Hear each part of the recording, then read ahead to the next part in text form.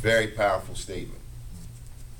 Everyone that's coming out and joining their local organizations and helping build and bring awareness to this situation. We're in dire need of justice or else. Yes. And what I mean by saying justice or else, I mean that we are in bad, bad shape. Yes. I could stand here and give you my story just for a second. Street life, sold drugs, shot people, been shot at, all those things. I'm standing here today, 40 years old, 10 children, 5 boys, 5 girls. Totally different lifestyle now. Yes, sir. I understand the temperature in the streets right now.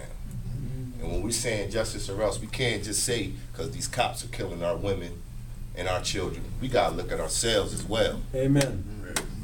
So we got to make the same fuss when we have a young brother go shoot another brother Right. in the neighborhood. Right. And then we make these memorials and things like this. I can go down certain streets in my neighborhood, Yes. and there's 5 of them on one street. You know, this murder and stuff has to stop. Right. So what we need to do is come together as one. Like the brother said, religion has nothing to do with this at this point.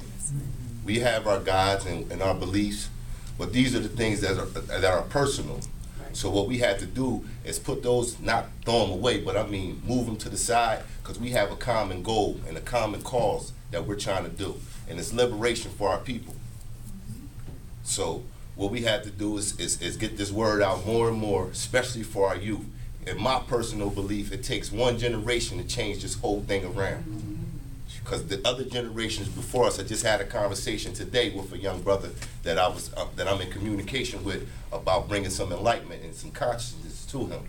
You know, so he had said something to me that I found kind of disturbing, but I could, in a sense, agree with. And the statement was, he believes that the older generation has failed us. Now that's powerful. But I said to him, I said, now you making this statement, what are you going to do for this generation so that next generation don't turn around and say the same thing about us? So I'm taking my stands as a man. I'm standing up and being counted in my neighborhood. And if I need to come to Lancaster, you know, I am available. I'll leave my number. I'll meet and greet after this. But if I need to come to Lancaster and beat the streets with you, I'm available to do so. I don't punch anyone's clock. Yes, I created my own. I'm not asking this That's right. government or nobody for nothing. So I look within inside myself and find that inside myself that I have power. Yes, sir. I have strength.